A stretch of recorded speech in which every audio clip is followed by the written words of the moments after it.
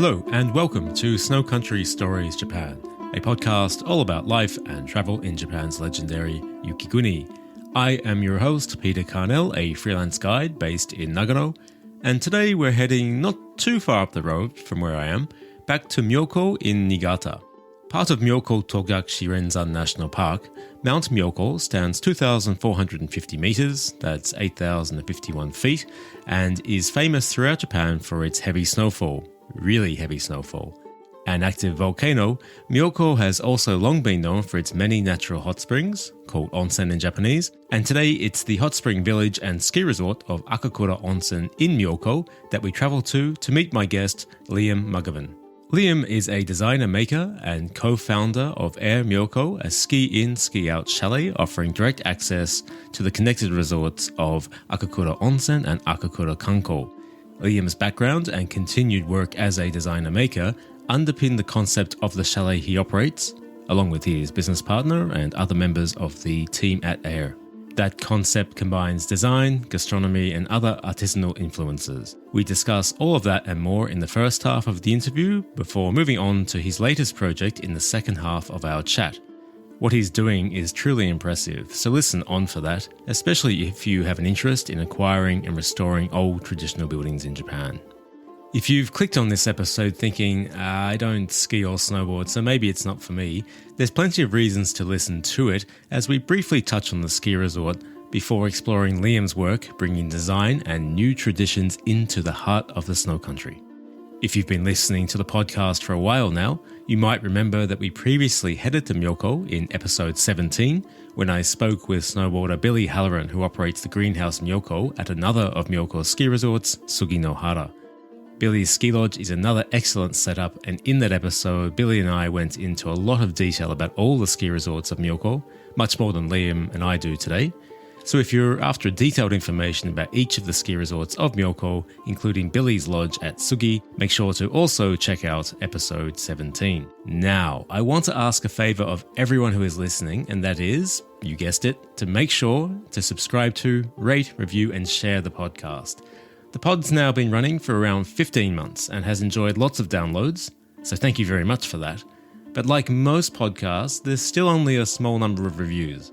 Reviews really do make a huge difference in the algorithms picking up the show and promoting it to others. So if you're enjoying the pod and yet to do so, do me a favor and take a couple of seconds right now to subscribe to and rate it. And it would be hugely appreciated if you could take that little bit more time and write a quick review. Also, a reminder to check out your podcast app and make sure you're receiving new episodes automatically, or at least notifications letting you know when there is a new episode. As always, a big thank you. Now on to my chat with Liam, a chat I really, really enjoyed. I hope you enjoy it too.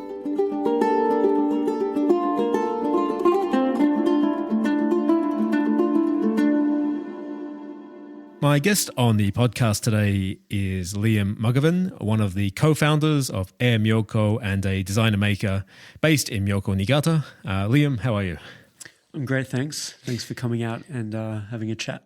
Yeah, my pleasure. Thank you for making time to speak with me. Now, regular listeners to the podcast or anyone who has visited the snow country may well be aware of the name Myoko.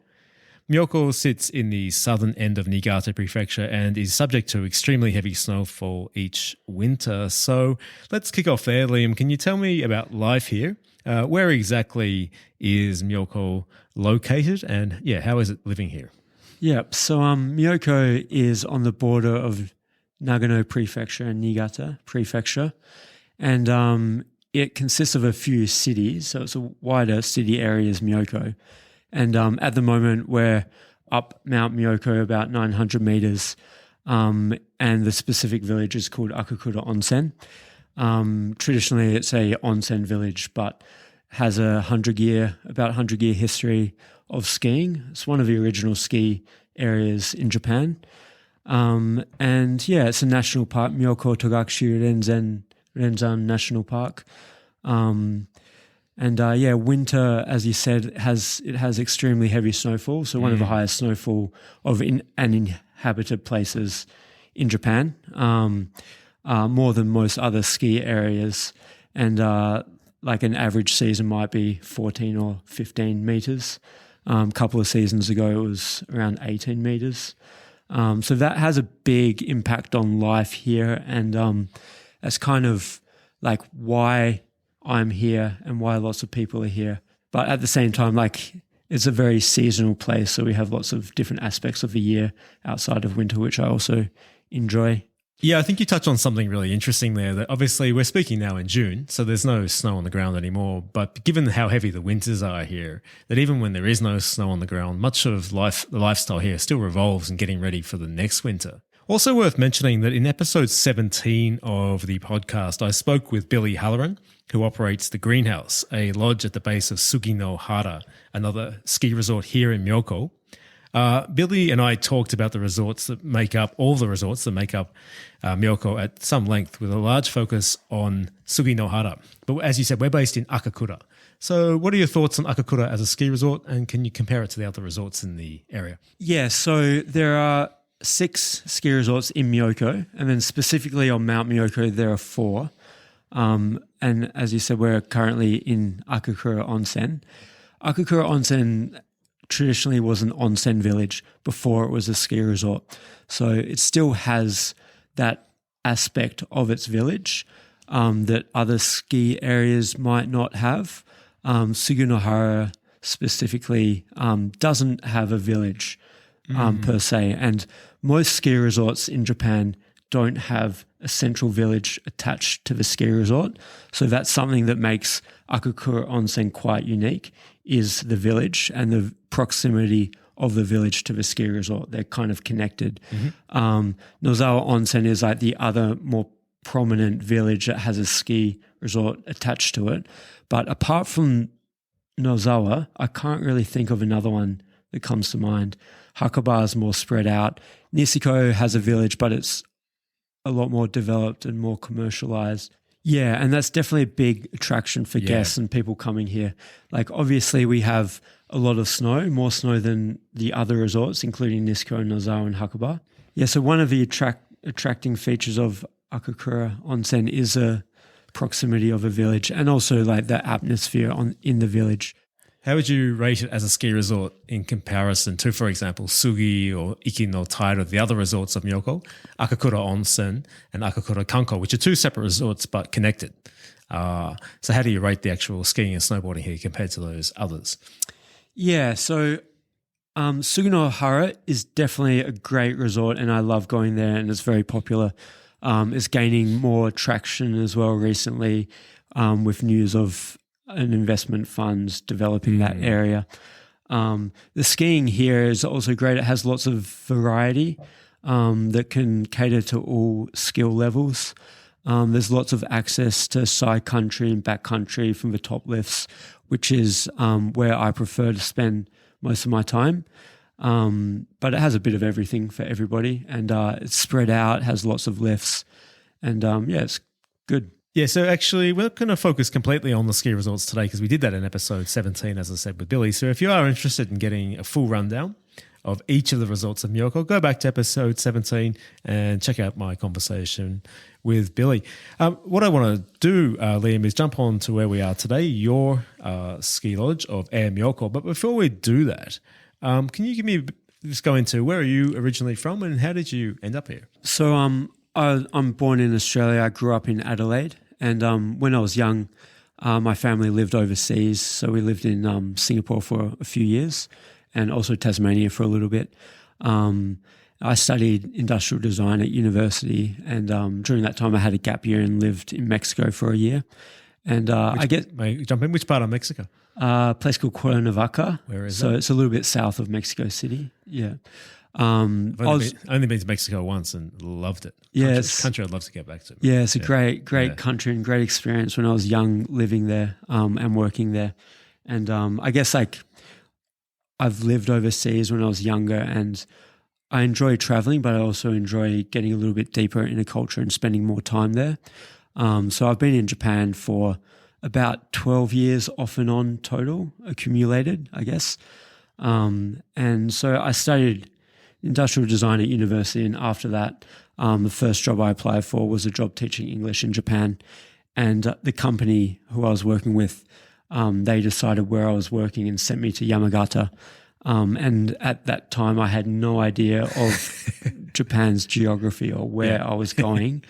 I just arrived and landed in this place, very countryside, no cities nearby, and a mountain area. And I arrived in April. The day I arrived, it was snowing, and I just instantly fell in love with Japan, but the snow and the winters. And that was kind of like, I guess it was a life-changing moment that time when I first arrived, coming straight into winter, and just absolutely loved winter. And took to snowboarding. I was teaching English, and I would finish teaching at school around 3 p.m. and I'll go to the local ski slope. It had one lift, but it also had night skiing. So I would ski there, snowboard there every day, literally every day after school. I spent 1 year in Yamagata, and I was young and I wanted something a bit more, and decided to move to Niigata City, and ended up moving to Niigata City, but I was living kind of in the middle of a rice field on the outskirts of a city. And on the weekends, I would come to Miyoko with a group of Japanese snowboarders, and Ikenotaira was our home snowboard ground. We had season passes there. At the time, it had a strong snowboarding community in Ikenotaira, so most of the snowboarders from Niigata would go there on weekends. And that was that's when I first started to experience Miyoko. And at the time, I never imagined or never even thought about living here. And it wasn't until a little bit later when that decision to come and move here came up. Yeah, after 4 years, it was a time for a change, and I wanted to pursue a career in design, something that I was very interested in, studied at university. In Japan, my time in Japan, I did kind of have glimpses of that aspect of Japanese culture in terms of woodwork, architecture, and product industrial design. So I decided to move back to my home city and study furniture design and making there. So I did that for a few years and started my own furniture design making and design business, where I was mainly making high-end furniture as well as interior design for restaurants and cafes. At the time, my cousin, who is now my business partner here, he had cafes and restaurants in Sydney, and we started working together on those, and I relocated to Sydney was working in the city. I had a shared workshop making furniture making like freestanding high-end furniture with a gallery who represents me, as well as doing cafe fit-outs. And I still do furniture in Australia. I still manufacture furniture there.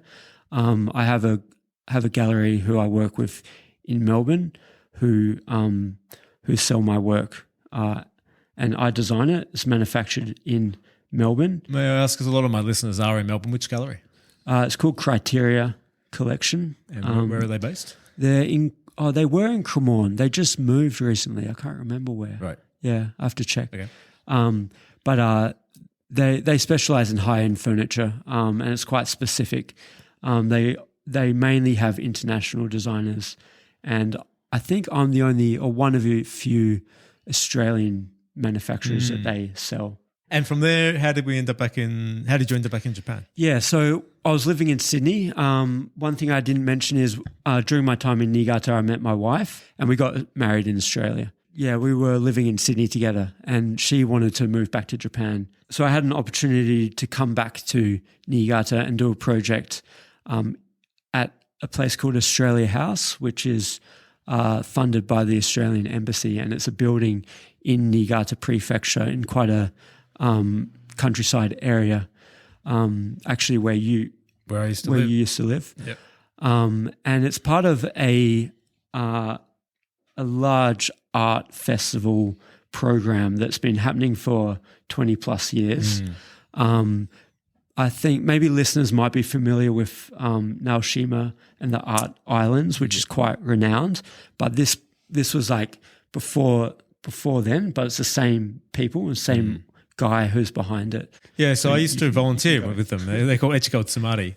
It began in 2000. So as you said, it predates Setouchi and Naoshima, the very famous art islands. And the idea is that those areas of Niigata are really struggling with population decline and economic decline. So it was the festival, which claims to be the largest open arts festival in the world, as a way to bring tourism into the areas, obviously redefine the economy and this collaboration between the city and the country. So actually, again, our stories overlap a lot, although today's the first time we've actually ever met in person. I used to volunteer with Australia House in its old form.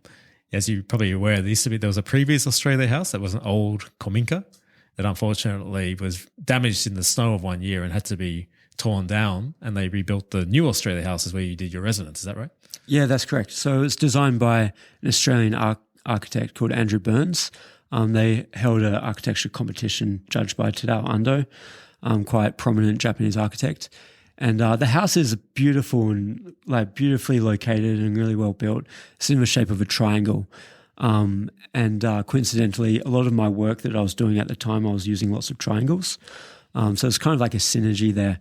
And at the time, they were conducting artist in residence programs in the building, funded by the Australian Embassy, where it was an open call for people to apply to come over, and paid for by the Australian Embassy to come and spend some time in the house, in the community, to make artwork for purpose of exhibition / just community interaction.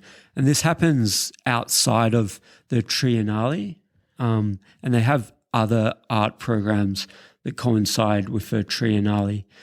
I think this year it's on. It's from July this year. So there's every 3 years there's a Triennale official. There's smaller festivals each summer.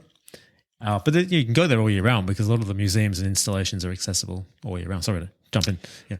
Yeah. So it's an amazing area that I have very fond thoughts about. I think they're doing great things, and the different art installations and different buildings and things that are happening there. It's really inspirational. They've got some incredible, very famous artists and doing some really nice things.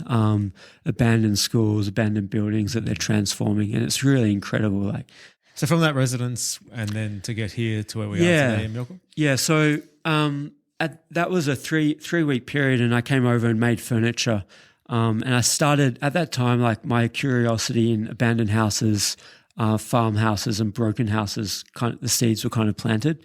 Next to Australia House, there was an old shed that had also fallen down due to the earthquake and heavy snow.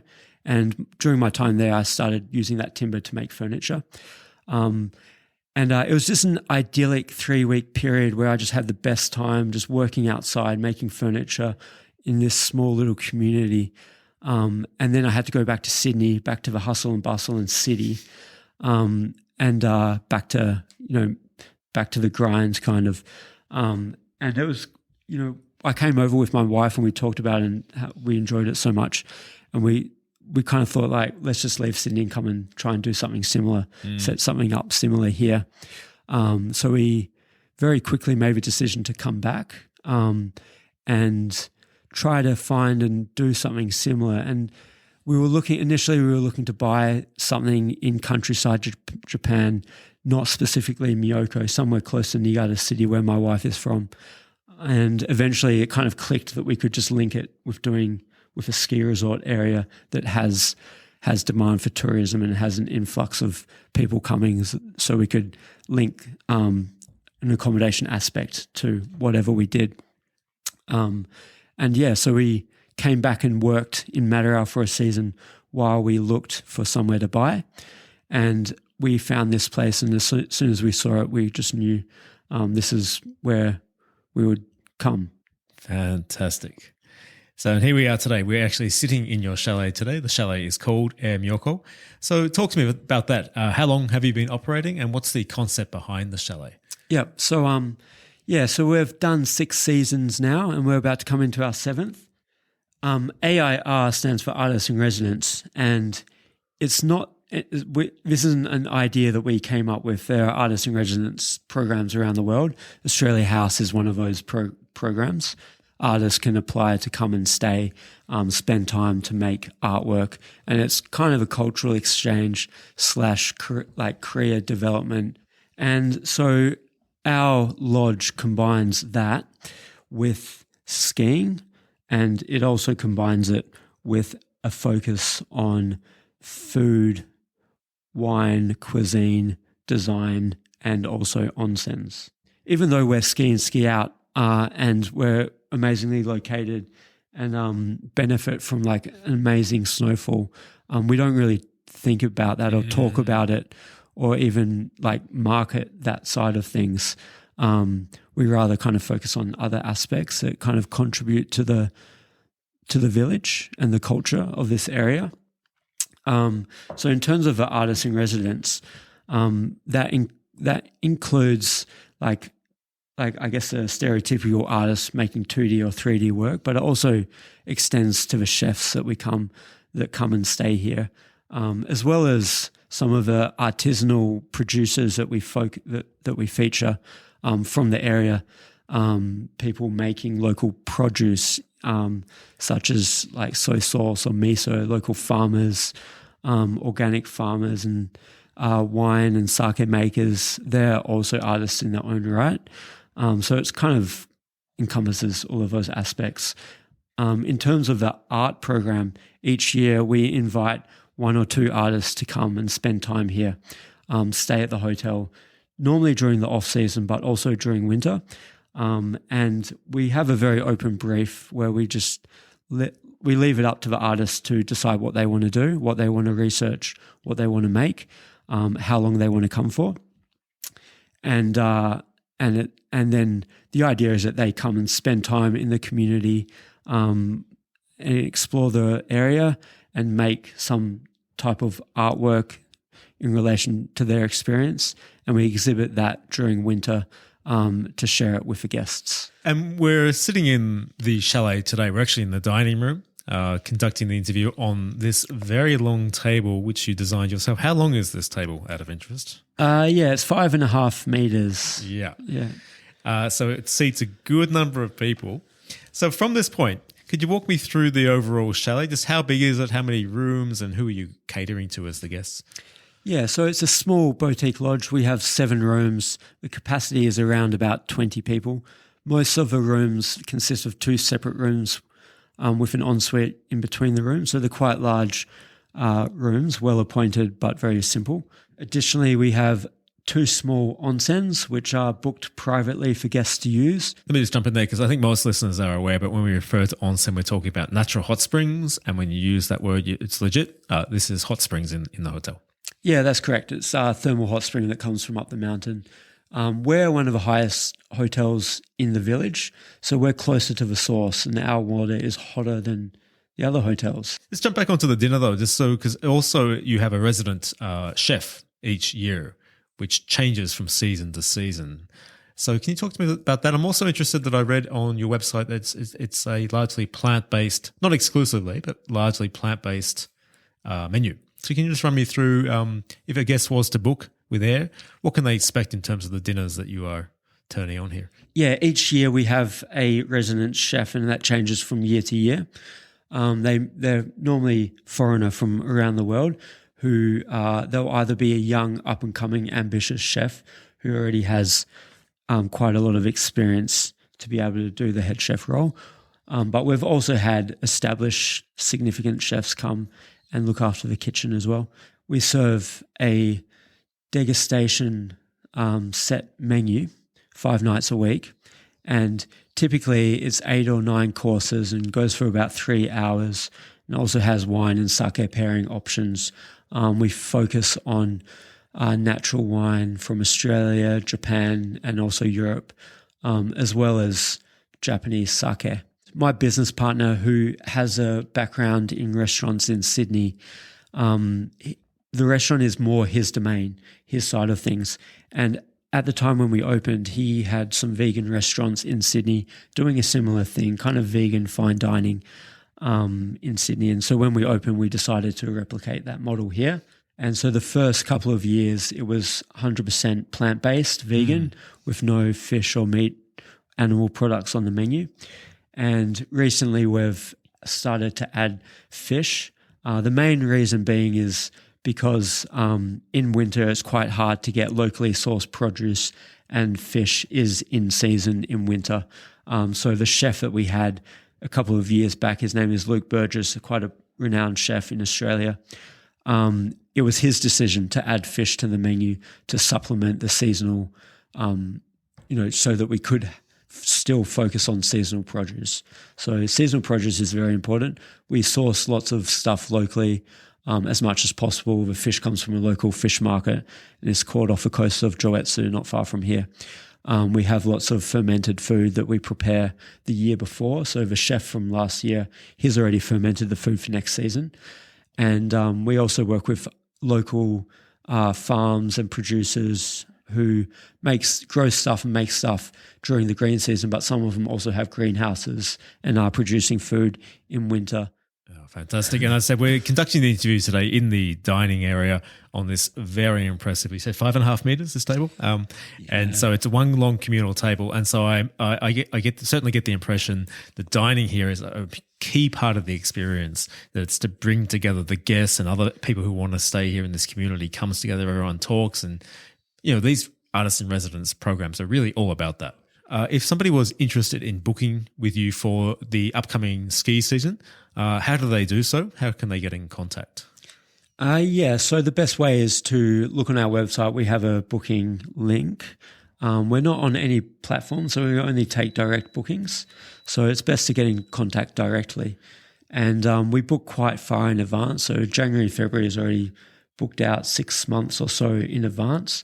So definitely get in touch with us early. Also worth mentioning that you have, or your business partner next door, you have an additional accommodation called Bessel. Yeah, so we opened Air 6-7 years ago, and Air is kind of like the main base and hub of everything else we do, but we're doing a few other little projects around the area, up and down the mountain from where we are. So we have a small cabin located a little bit above us. It's also ski in, ski out, and it's a traditional Japanese summer holiday house that we've been renovating over a 4-year period to make it appropriate as winter accommodation, and that's now open as well. On that point, we also have a couple of other little things that we're working on. We have a wine bar along the main street that has a lot of the same kind of wine that we have here. We bake and serve food there that's made in the kitchen here. So that's like a small little kind of side project, an extension of our restaurant for guests to also go and have a drink at after skiing. And we've got a few other little bits and pieces that we're working on as well that we might talk about.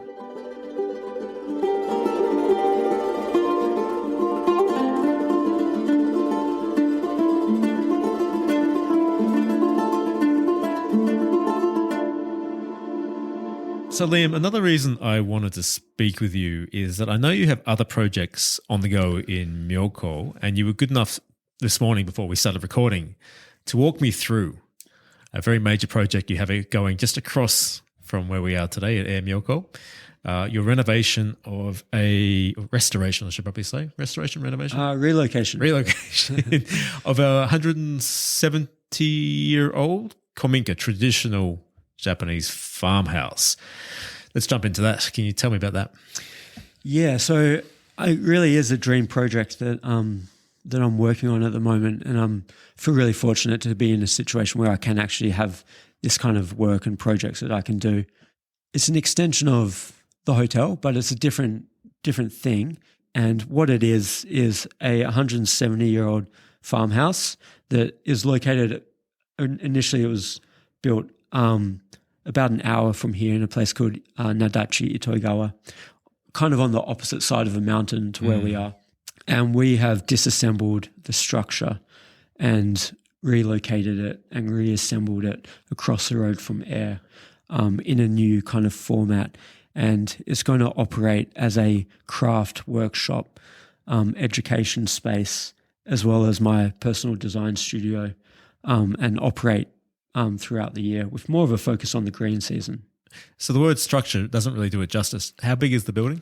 The building is, how big is the building? The building's 140 square meters, but it's very high, high ceilings and To explain like the structure just a little bit, it was built 170 years ago when they didn't have machinery, so everything was kind of hand built. Most of the beams and columns are made out of individual trees, so the thickness of a beam is the thickness of a tree. Some of them have been like hewed and cut straight, whereas others have been left in their natural curved formation.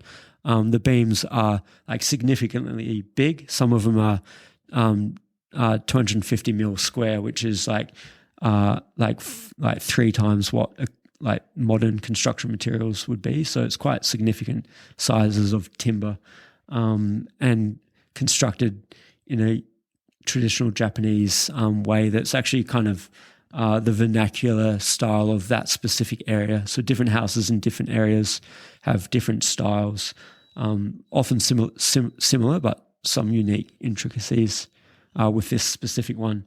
And the houses from this area are particularly well built due to the heavy snowfall. The carpenters and building team who I work with, normally they take the houses from this area and they send them to other places in Japan, sometimes overseas, and they don't often rebuild them like so close by. Normally they go elsewhere because there is a lot of interest in them. So anyone in Japan, if they are interested in relocating a farmhouse, they'll try to source them from here, from this kind of area, from snow country. So when you saw the building, when you first saw it, you saw it on site in Itoigawa. It was still in its original location? Yeah, that's correct. And what condition was it in when you saw it? So it had been vacant for about 12 years. And I looked at several different buildings with a carpenter and construction team. They showed me around.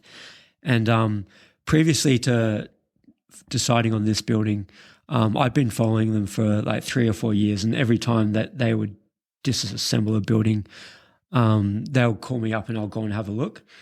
Sometimes help them out or just film, take photos. So I built up a relationship with the carpenters and also watched them disassemble numerous other houses. So I kind of built up a bit of knowledge about, what I wanted and what to look for. So they took me around and showed me a few places. And this one, I guess it was the oldest one that they showed me, and it was quite run down and definitely not livable and almost beyond the point of, you could renovate it in its current location. The building was generally intact. There is some like rotten timber at the bottom of the beams that we had to address when we moved it, so that had to be repaired. But generally, it was in very good condition. And structurally. The process of relocating it, because this is a large building, it's hard to kind of get that across, just how large this building is. Some of those beams inside the building are huge. So do you know actually when they relocated it, how many pieces of timber were they relocating? How complex is that process? Yeah. That's a good question, how many pieces. I didn't actually calculate or document them. The carpenters did number them. That's the only documentation that we did of them, but it'd be interesting to measure them. When they started pulling them out, they piled them up, and the pile of timber was very big. I was surprised. I'm used to working with timber and packs and piles of timber when I'm making furniture. And in comparison to that, it was a big pile of timber. So I guess off the top of my head, I'll guess it would be 20 cubic meters of timber. Yeah, so the process of disassembling it is fairly straightforward because it's kind of like a Lego set in some ways that all the joints are assembled with pegs that can be disassembled. So it's something that is not such a difficult process, really. You just have to be committed to the process, I guess. Yeah, you need to have some skill and knowledge, like whoever the builder is needs to know what they're doing to a certain extent. And have some traditional woodworking skills, mainly to rebuild it. That's where I guess some of the difficulties can happen. But for you as the purchaser, how complex was that process to take ownership and move the building down to where we are today? Yeah, so it was fairly simple. I built up a relationship with a construction team. So there's 2 main people. One is a carpenter. His main responsibility is to rebuild it. And then this other main contractor is the demolisher. And he was the first contractor that I made, and he demolishes these buildings. He does like 6 or 7 that he relocates around Japan, and his main responsibility is to disassemble it and to demolish the elements that you're not keeping. The demolisher introduced me to the owner, and we signed a very informal contract saying that I was going to take responsibility for the building, for maintaining it during the snow if I didn't move it, and also take responsibility for disassembling it and clearing the site. And the house was virtually given to me for free, but there was a small payment that was just like a token of appreciation given to the owner. The owner initially wanted to simply demolish the house, and that's why she contacted the demolisher. It wasn't her intention for someone to come and take it. But to demolish it costs money, and she didn't want to do that, so she just left it. So it's really a win-win situation where she doesn't have to pay to demolish it and I get a house for free. I have to pay for the disassembling and transportation fees. And when did that happen? When was the house moved to where we are today? So I signed the contract with the owner 2 or 3 years ago, 2 years ago. And then we started the disassembling process around about this time last year. And it was disassembled. It was moved to a warehouse where it was cleaned. And then we started working on the groundwork and foundation here and then moved it here. Yep, and you were good enough to walk me through it this morning. It looks like you're a good way into the restoration. Well, the whole structure is up, the roof is on it, and now you're working on the interior. So how's that process been of putting it back up and the building to date? Yeah, so with a subsidy, there's certain deadlines and requirements, lots of paperwork. That's been quite a challenge navigating. Obviously, it's in Japanese. I speak basic Japanese and can communicate with the builders, but reading and writing and subsidies is a whole nother ball game. Yeah, it's a question I had for you actually, because a lot of listeners are interested in engaging in a similar process. What level of Japanese do they need to do that, would you say? I would say you'd either need to engage an architect who can speak English, or you need to speak a good conversational level of Japanese to be able to communicate with the builders and architect who might not speak English. So I have a local architect who doesn't speak English, and I communicate with him using Google Translate, but when we have meetings, I can talk enough with him, but at times I also have a translator to help.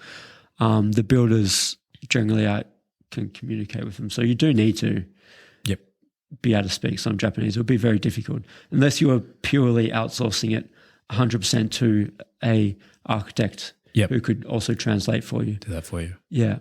For this, I'm doing most of the design myself, and then I have an architect who's doing the paperwork for council and compliance and stuff like that. Yeah. So when do you expect it to be complete, and what's going to happen? What function is it going to serve once it's up and going?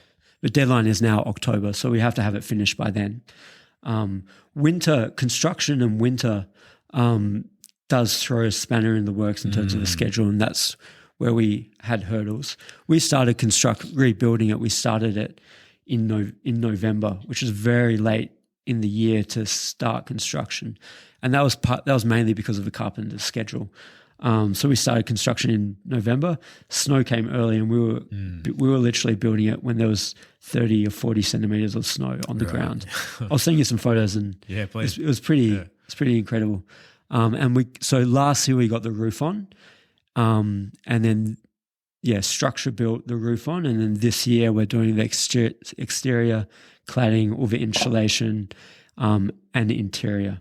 And it's going to function as a craft workshop and education space to conduct woodwork lessons throughout the year. And it's also going to be kind of my personal design and woodwork studio as well. So it's an extension of the artist in residence concept to these wood workshops. Timber artisans coming in, doing some residences here. Yeah, absolutely. So Yeah, it will both have like that aspect to it. So we will invite other craftspeople, woodworkers to come and do projects here. In Australia, I have a good network and friends and contact. Like that's what I was doing in Australia.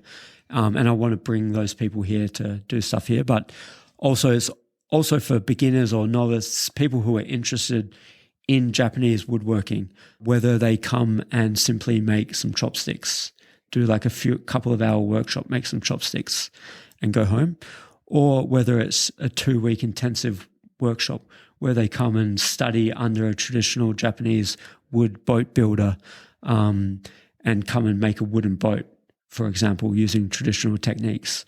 That's one of the workshops that we're planning for next year. So we have, he's actually American, but makes traditional Japanese wooden boats. And there's only a handful of people who still have retain the skills and knowledge of how to build these remaining in Japan. So that's one example of a type of workshop that we'll do.